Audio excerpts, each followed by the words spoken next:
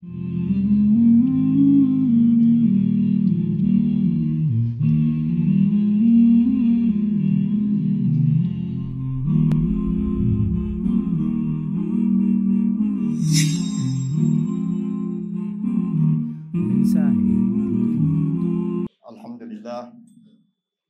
Alhamdulillahi Rabbil Alamin. Wala aqibatu lil muttaqin. Wala udwana illa ala zalimin.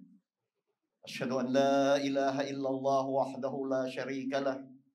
Lahul mulku wa lahul hamdu wa huwa ala kulli syai'in qadir.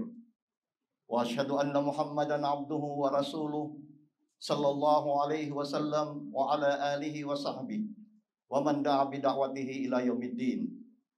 Amma ba'du fa ya ibadallah, ittaqullahu ta'ala haqqa taqwa waj'al bainakum wa baina adzabillahi wiqayah. Yaqulullahu azza wa jalla fi muhkami tanzili, ya ayyuhalladzina amanu ittaqullaha haqqa tuqatih wa la tamutunna illa wa antum muslimun. Mga kapatid ko sa Islam, mga tunay na nananampalataya, pagkatapos po natin purihin ang dakilang Allah at saksi tayo na walang Diyos dapat sambahin maliban ang ating Panginoon Allah subhanahu wa ta'ala, at saksi din tayo na ang Propeta Muhammad sallallahu alaihi wasallam ay sugo at alipin ng ating Panginoon Allah subhanahu wa ta'ala. Mga kapatid ko sa Islam, isang hadis binanggit ni Abu Hurairah radhiyallahu anhu anin Nabi sallallahu alaihi wasallam. Sabi ng Propeta Muhammad sallallahu alaihi wasallam, kullu mauludin yuladu 'alal fitrah. Paabawahu yuhawwidanihi aw yunassiranihi aw yumajjisanihi. Kama tuntajul bahimatul bahimatan jam'a, hal tuhissuna fihi min jada'a. Wa yaqulu Abu Hurairah, fitratullahi allati fataran nasa 'alaiha. Mga kapatid ko sa Islam, kung titingnan po natin itong hadis na ito, sinabi ng Propeta Muhammad sallallahu alaihi wasallam, sabi ng Propeta Muhammad sallallahu alaihi wasallam, kullu mauludin yuladu 'alal fitrah. Lahat ng ipinanganak siya, tatanggap ng katotohanan. At ano po ang katotohanan dito? Ang katotohanan dito ay muhayya, musta'id likabulil haqq, ala wahiyal Islam. Ibig sabihin, lahat ng ipinanganak dito sa mundong ito, siya ay tatanggapin niya ang katotohanan. Ang katotohanan na ito ay ang Islam.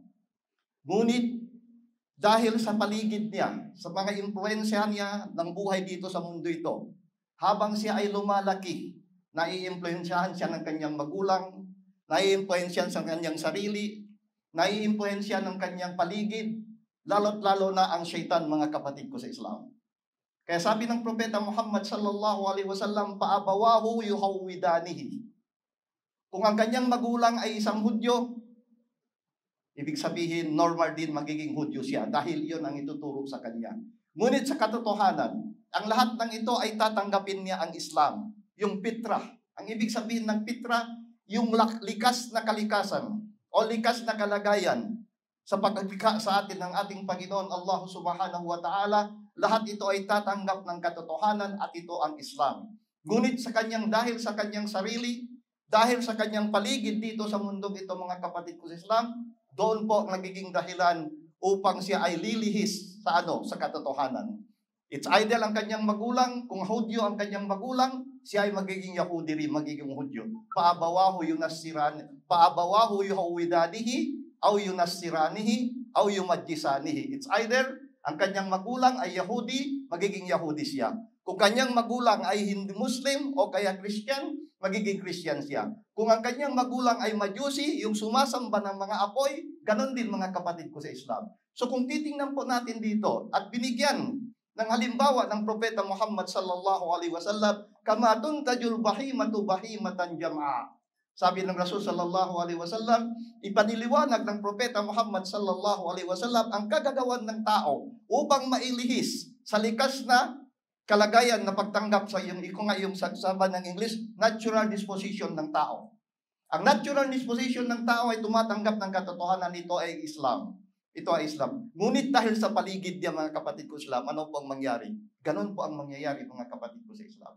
Kaya sabi ng Propeta Muhammad sallallahu alaihi wasallam, kama tuntajul bahimatu bahimatan jam'a. Sabi niya, tulad ng isang hayop na ipinanganak niyang kanyang anak, walang diferensya. Ngunit dahil sa gagawan ng tao, mawawala ang tenga, mawawala ang mga kwan niya dahil sa gagawan ng tao. Ganon din sabi ng Propeta Muhammad sallallahu alaihi wasallam dahil sa impluensya ng tao. So ang likas na paglikha sa atin ng ating Panginoon Allah Subhanahu wa Ta'ala, nang tayo ay nilabas sa sinapupunan ng ating nanay, nandoon po yung pagtanggap ng katotohanan. Ngunit dito, dahil sa paligid, mangyayari, ang tao ay lili sa Islam. Kaya nga sabi ni Ibn Qayyim al-Jawziyah,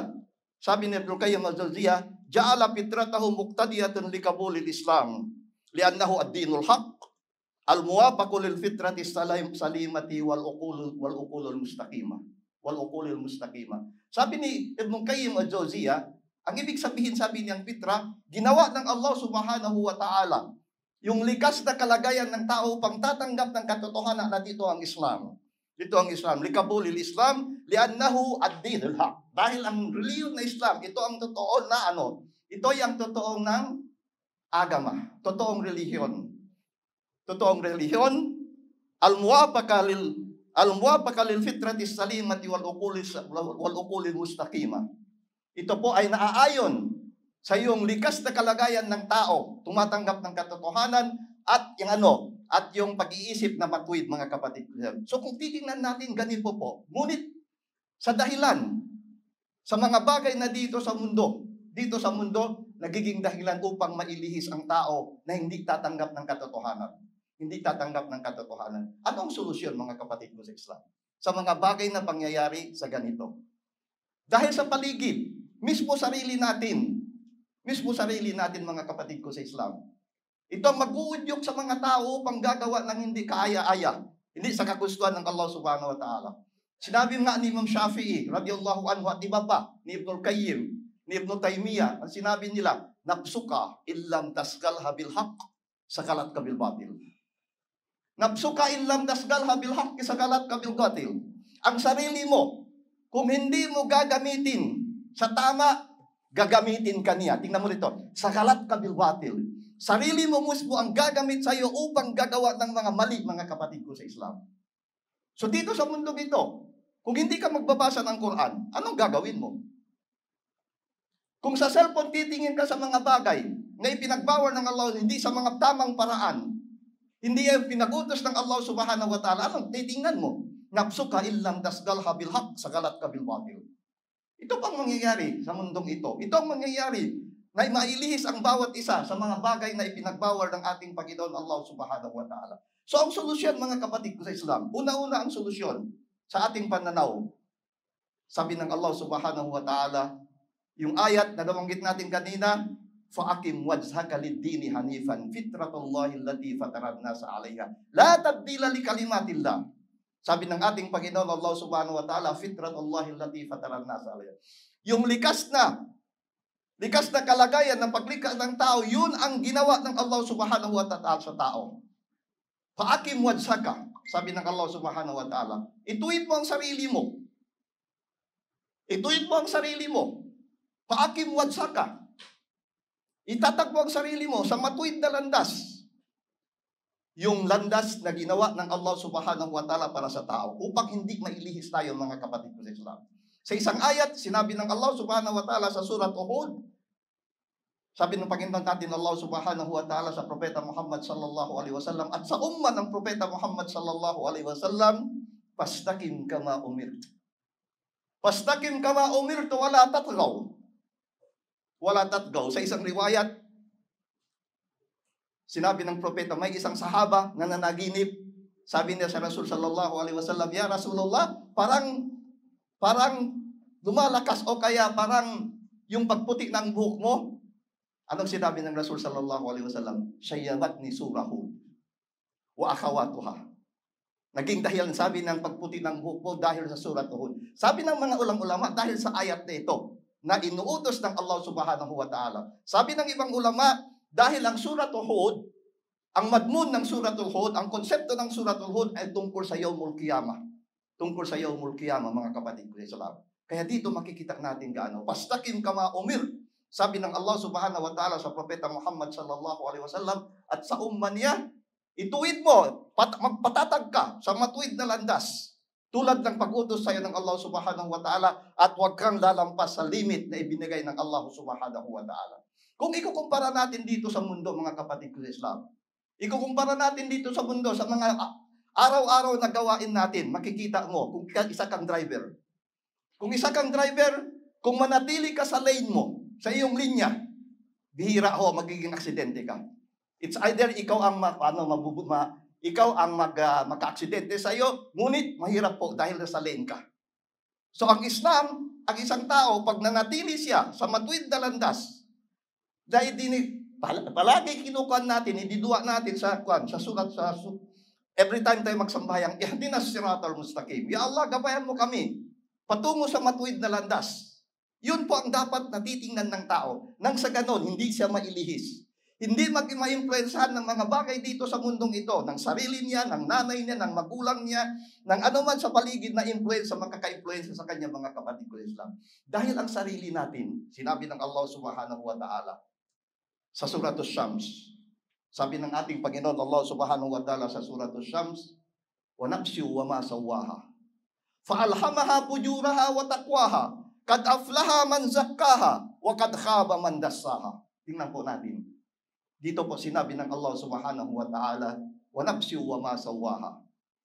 Sinumpaan ng Allah subhanahu wa ta'ala ang sarili, ang kaluluwa ng bawat tao, o kaya ang sarili natin, ang bawat isa sa paglikha ng Allah subhanahu wa ta'ala, wa nafsi wa ma sawaha, at paghubog nito, ibig sabihin ng paghubog nito, upang magamit niya sa mga bagay, tulad ng paggamit natin ngayon sa ating sarili, mga kapatid ko Islam. Ang mata natin, ang tenga natin, ang dila natin, ang lahat ng ito, wa ma sawaha, walang makagawa yan, maliban ng ating Panginoon Allah subhanahu wa ta'ala.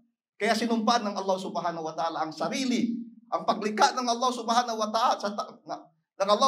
ta'ala sa tao, wa nafsi wa ma sawaha, fa'alhamaha fujuraha wa taqwaha. At ipinakita sa kanya, o kaya ipinahayag sa kanya, o kaya ipinaalam sa kanya, ang kanyang kakayanan gumawa, ipakita sa kanya ang kasamaan at ang kabutihan. Ibig sabihin, kung titingnan po natin sa ayat na ito, ang bawat isa may kakayanan gagawa ng masama, may kakayanan gagawa ng mabuti. Ngunit pag pinatili natin ang ating sarili sa matuwid na landas, ibig sabihin hindi tayo lilihis, mga kapatid ko sa Islam. Wa nafsi wa ma sawaha, fa'alhamaha fujuraha wa taqwaha, kad aflaha man zakkaha. Dahil dito sinabi ng Allah subhanahu wa ta'ala, kad aflaha man zakkaha. Sino po ang panalo? Sino pong magtatagumpay? Yung mga taong nililisan nila, pinapalago nila ang kanilang sarili, nililinisan nila ang kanilang sarili sa mga gawain na masama, mga kapatid ko sa Islam. Ito po ang mangyayari. Ito po ang magtatagumpay. Sila po ang maging panalo dito sa mundong ito. Yung mga tao, nililinisan nila ang kanilang sarili sa mga gawain masama. Dahil nature po ng sarili ng bawat tao na sinabi, ang bawat ng tao dito sa mundong ito, kama qala Allah azza wa jalla fi kitabil ala lisani Yusuf alayhi salam, wa ma ubarri'u nafsi innan nafsa la'ammaratun bisu. Hindi ko pinawalang salang aking sarili dahil sabi ni Yusuf alayhi salatu wasalam, ala lisani Yusuf, sabi ng Allah subhanahu wa ta'ala, dahil ang sarili ay talagang nag-uudyok upang gagawa ng kasamaan. So, sa tingin natin, dapat i-upgrade ng bawat isa ang kanyang sarili. Kung ang sarili natin ang maratun biso, dapat magiging ma-upgrade natin sa nafsul lawama. Ng nafsul lawama na isang tao, pag nagagawa ng kasamaan, sinisisi niya ang sarili niya. Yung tinatawag natin sa English, guilty conscience. Guilty conscience, gumagawa. Kailangan ma-upgrade natin sa nafsul mutmainna, mga kapatid ko sa Islam. Nafsul mutmainna, yung kaluluwang mapayapa. Yung kaluluwang mapayapa. Dito po ito nang sinabi, kullu mauludin yuladu alal fitra, hindi tayo lumilihis sa tamang daan na inilagay ng Allah subhanahu wa ta'ala pagtanggap ng katotohanan, mga kapatid ko sa Islam. So yun ang dapat natin gawin sa mundong ito. Isa yon sa mga solusyon. Itong tinatawag na muhasabatun nafs. Marami po ang paraan paano natin gagamitin. Pero kapos tayo sa oras, di isa lang pukutuan natin. Ito nang tinatawag na muhasabatun nafs. Ang bawat isa ay titingnan niya ang kanyang sarili. Tulad ng pag-drive, mga kapatid ko, pag makita mo hindi ka na sa lane, babalik ka ulit sa lane mo. Babalik ka ulit sa linya mo nang sa ganun hindi ka maka-aksidente. Ganun din po ang mga bagay na ito. Ito po ang mga bagay na dapat tingnan ng bawat isa. Pangalawa, solusyon sa aking pananaw, mga kapatid ko sa Islam. Kun miftahan lil khair. Kun miftahan lil khair.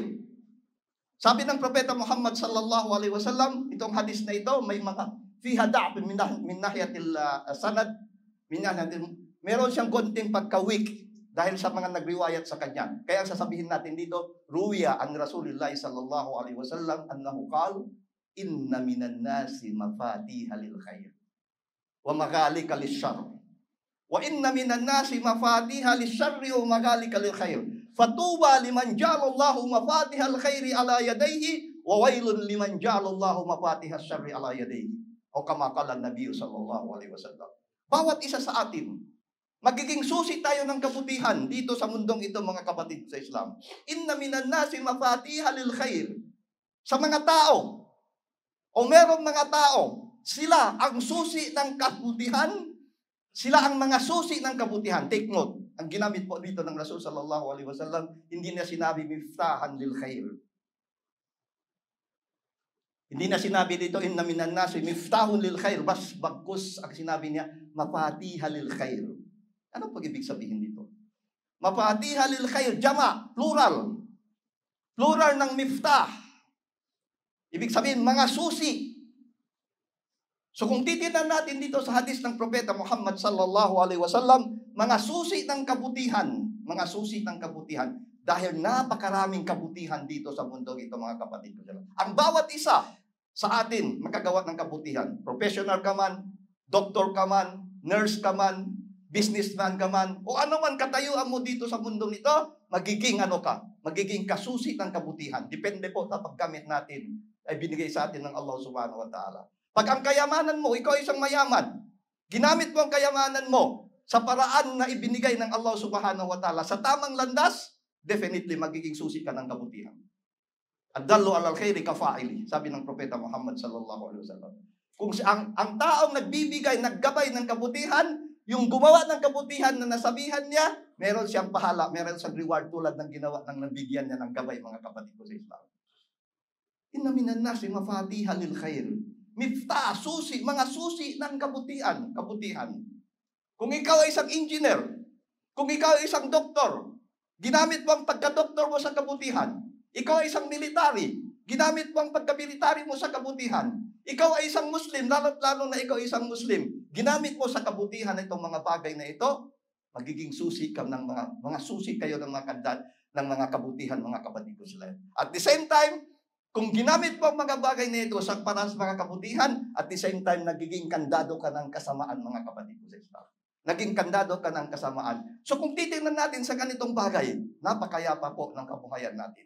Pag ang isang tao, ang bawat isa, ay magungsusi ng kabutihan at kandado ng kasamaan, ano pa mangyayari sa buhay natin dito sa mundong ito? Mapayapa, mga kapatid ko sa Islam. Mapayapa. وَإِنَّ مِنَ النَّاسِ مَفَاتِحَ لِلشَّرِّ. At ganun din yung opposite niya. Kasi sinabi ng Rasul sallallahu alaihi wasallam, وَإِنَّ مِنَ النَّاسِ مَفَاتِحَ لِلشَّرِّ. May mga tao din, sila ang susi ng ng kasamaan at mga kandado ng kabutihan. Now, tingnan natin sa sarili natin. Saan ba tayo dito? Susi ba tayo ng kasamaan o susi ba tayo ng kandado ba tayo ng kasamaan ng kabutihan? Kandado ba tayo? O kaya yung opposite niya, mga kapatid sa Islam. Dito po makikita natin, nararamdaman natin sa bawat gawain natin, sa bawat oras natin, sa bawat ginagawa natin dito, na hindi natin nilululong ang sarili natin sa mga bagay, bagkus nililinisan ang mga bagay ayon sa kagustuhan ng ating Panginoon Allah subhanahu wa ta'ala, nang sa ganun paraan upang maging mapayapa ang lahat ng mapayapa dito sa mundong ito. Wa inna minan nasi mafatiha lisyarr wa maghalika lisyarr wa maghalika lil khair. Ganon din sabi ng Rasul sallallahu alaihi wasallam, may mga tao, sila ang mga susi ng kasamaan at kandado ng kabutihan. Kung maging ganon ang buhay ng tao dito sa mundong ito, magiging susi siya ng kasamaan at kandado ng kabutihan, ano kayo mangyari? Kaya ang dugtong ng hadis, fatuba liman ja'alallahu mafatihal khairi ala yadayhi. Kabutihan ang mangyayari sa mga tao kung saan inilagay ng Allah subhanahu wa ta'ala ang kabutihan sa kanyang kamay. Sa kanyang pwedeng gawin, mga kapatid ko sa Islam. At kasamaan din.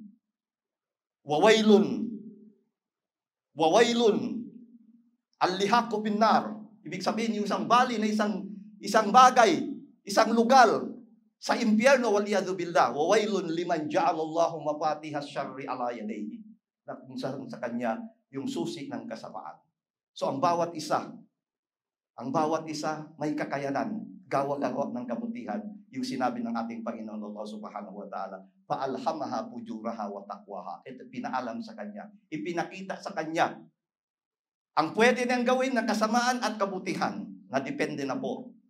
Anong impluensya ng paligid natin? Anong impluensya sa atin ng sarili natin? Anong impluensya ng mga bagay dito sa mundong ito ang magulang natin? Ang importante po dito, tayo ay magiging susi ng kabutihan, kandado ng kasamaan, at manatili tayo magiging matatag sa matuwid na landas sa sinabi ng Allah Subhanahu wa Ta'ala, fa'akim wajhaka lid-dini hanifan.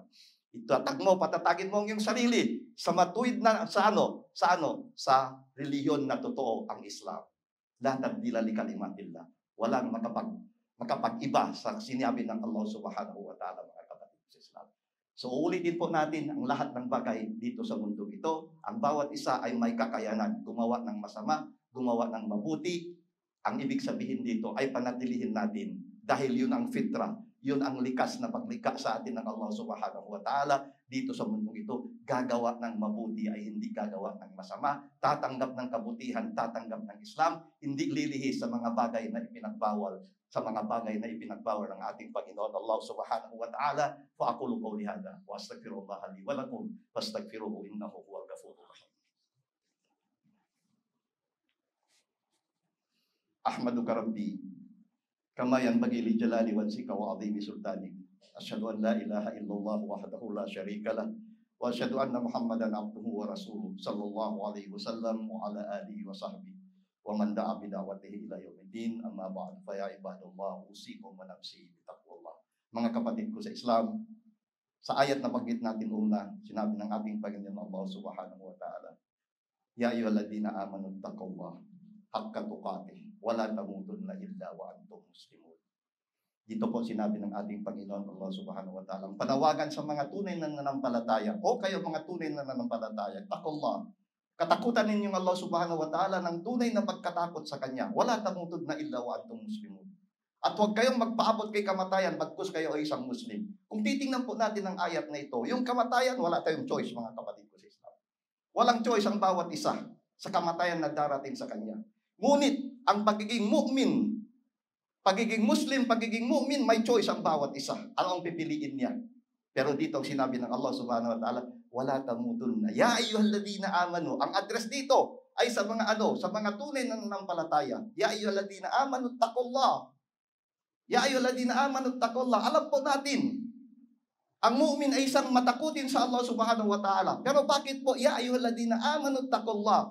Alam ng bawat isa, pag ikaw ay tunay na nanampalataya, ikaw ay matakutin sa Allah Subhanahu wa Ta'ala. Bima'na po dito, ya ayyuhalladhina amanu taqullah, o kayo mga tunay na nanampalataya, ipagpatuloy ninyo ang pagiging matakutin sa Allah Subhanahu wa Ta'ala. Kasi tabiyak na lamang po meron sa atin, kapag dito, nandoon magtakot sa Allah Subhanahu wa Ta'ala. Pero pag sa ibang lugar, nawawala po ang pagkatakot sa Allah Subhanahu wa Ta'ala. Tabiyak na lamang, may mga kababihan tayo, dito naghihijab. Paglapas naman kung isang mga lugar, walang makakilala sa kanya, ay hindi na po naghihijab. Kaya sabi ng Rasul sallallahu alaihi wasallam, ittaqillah haythu ma kunt, wa atbi sayyi'atal hasanata tamhuha, wa khaliqin nasa bi khuluqin hasan. Sabi ng Propeta Muhammad sallallahu alaihi wasallam, ittaqillah. Katakutan mong Allah Subhanahu wa Ta'ala. Saan ka man lugar, may makakilala man sa iyo o walang makakilala sa iyo, nag-iisa ka man sa kwarto mo, sa mga ittaqillah haythu ma kunt, wa atbi sayyi'atal hasanata. Ang tao, nature ng tao ay nagkakamali. Ngunit ang pagkakamali, wa atbi sayyi'atal hasanata, yung mali na nagawa mo, sundan mo ng mabuting kabutihan. Dito po, manatili tayo sa tumatuwid na landas. Matatag tayo sa matuwid na landas. Wa atbi sayyi'atal hasanata wa khaliqin nasa bi khuluqin hasan. At ipakita mo ang ugaling mabuti. Ang ugaling mabuti sa kapwa mo tao, mga kapatid ko sa Islam. Hindi lang pa sinabi ito sa mga Muslim, sa mga wakhalikin nasa bikhulukin hasan, kasi nas po dito. Sinabi ng Rasul sallallahu alaihi wasallam. Sa lahat ng bagay, ipakita natin ang kabutihan sa mga lahat ng bagay, nang sa ganon, makikita natin paano tayo magtatagumpay sa mundong ito, nang hinahangad ng bawat isa ang tagumpay dito sa mundong ito, lalo't lalo na ang tagumpay sa kabilang buhay, mga kapatid sa Islam. Dito po mga kapatid, ang ating Panginoon Allah subhanahu wa ta'ala ay nagsabi sa kanyang banal na Quran, "Wa bada min nafsi faqal inna Allah wa malaikatahu yusalluna 'alan nabi ya ayyuhalladhina amanu sallu 'alaihi wa sallimu taslima." Sallimu 'alaihi taslima. Allahumma salli 'ala Muhammad wa 'ala ali Muhammad kama sallaita 'ala Ibrahim wa 'ala ali Ibrahim fil alamin innaka Hamidum Majid. Wa barik 'ala Muhammad wa 'ala ali Muhammad kama barakta 'ala Ibrahim wa 'ala ali Ibrahim fil alamin innaka Hamidum Majid. Amin ya rabbal alamin. Allahumma hadi ahwaluna baina yadayka wa anta a'lamu biha. Fala takilna ila anfusina tarfata 'ainin waghfir lana dhunubana wa kaffir 'anna sayyi'atina wa tawaffana ma'al abrar. Allahumma hadi ahwaluna baina yadayka wa anta a'lamu biha. Wayassir lana umurana wa la tu'assir 'alaina innaka anta 'ala kulli syai'in qadir. Allahumma rabbana zalamna anfusana wa in lam taghfir lana wa tarhamna lanakunanna minal khasirin. La ilaha illa anta subhanaka inna kunna minaz zalimin. Allahumma taqabbal minna innaka antas samiul alim wa tub 'alaina innaka antat tawwabur rahim warhamna wa antal arhamur rahim. Allahumma rabbana atina fid dunya hasanah wa fil akhirati hasanah wa qina adzabannar wa qina adzabannar wa qina adzabannar wa adkhilna jannata ma'al abrar ya aziz ya ghafar ya rabbal alamin. Wa sallallahu ala sayyidina Muhammadin wa ala alihi wa sahbihi wasallam. Amin ya rabbal alamin.